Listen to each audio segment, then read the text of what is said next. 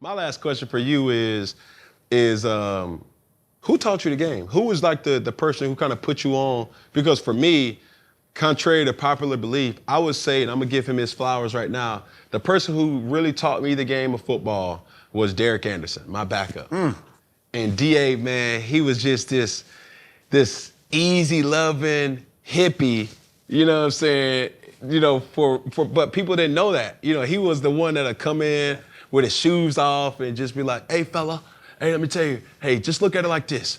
If these safeties roll down, the things that they're kind of giving away, the movement keys, if every single time 23's rolling down, it's gonna be cover 3. And he simplified the game for me.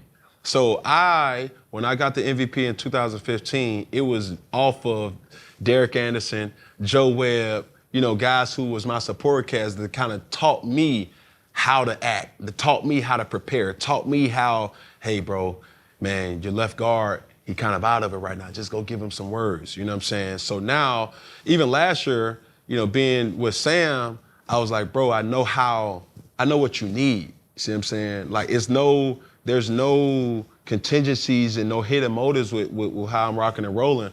I want you to understand that, bro, like I'm seeing something that you're not, and I just want to help. So who taught you the game? Well, you've been taught the game a different way than I've been taught the game. And the way I've been taught the game is to kind of cover the game. And so I've never fashioned myself as an X's and O's guy to understand and see the things that you're seeing on the field. But the way that I have learned the game is through the eyes of coaches and executives across the league, agents across the league, players and reporters. And so I see it almost as a business, and I see it as people, and I see it as all those factors coming together. The X's and O's that happen, the plays that unfold on Sunday, I know that's central to the game that most people know and love. But what I'm interested in is how a coach and a quarterback interact, how a coach draws it out of a player. What is the reason that a player rose up on a certain Sunday? How does a player get through an injury? Why did a team trade this guy? Why did the team decide to extend this player and not that player? How does it fit into the salary cap? So I'm thinking of those things. And the people that taught me the game, there's so many people. As I said, I got my master's in Denver. So I was around Mike Shanahan. I was around John Elway.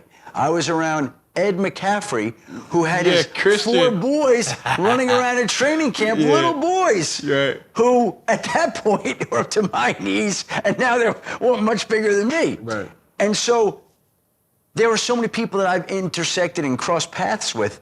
I think of Dan Reeves, a former Broncos coach who passed away within the last year. He was the Falcons head coach. And there are things that I learned. There was a Broncos media relations assistant, actually their senior VP of communications, Stephen Drummond in Denver, a guy by the name of Jim Sacamano, who taught me so much, just being around him. And you have to understand, I moved out to Denver at the age of 23. I'm by myself. I didn't know many people in Colorado. I would live out of the Broncos building, and I would be around the players and the coaches and the people in the front office and the executives and the media relations people. And I just watched and absorbed everything. They all taught me the game the way that I know it, which is different than the way you know it. So even then, it's like, I would like to, tell you, number one, you've changed the game.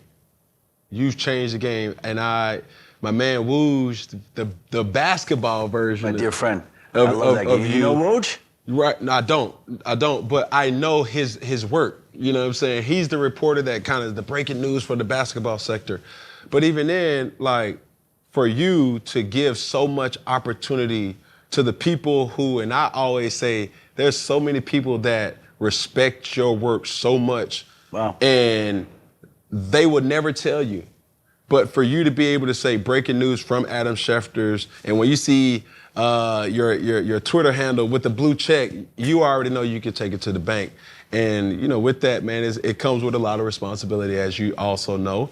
And for people that's coming up in the ranks, that they may not have the knowledge that you may have, but they have the desire that you have. Because they may not be able to run a fast 40. They may not have the size, the God-given strength, or the speed or whatever, but they have the admiration to say, you know what, man, I want to grow up to be an Adam Schefter. You know, I want to be a first reporter to dropping and breaking news in that sense, man. And, you know, you've impacted the game in a positive way. Let me say this, that there were so many great reporters that came before me. Like, I don't know if you know Will McDonough and Chris Mortensen. I do know Chris. And Peter King and John Clayton and Lynn Pasquarelli, and there were some unbelievable reporters. And I've just tried to follow along in what they've done, but in a social media age, which is a little bit different. And there are people that have been much smarter than me, more talented than me, but there aren't many more people that wanted it as much as me. That I will say. That was always very determined and driven. Right. But I don't have many skills. Yeah. I don't have many talents.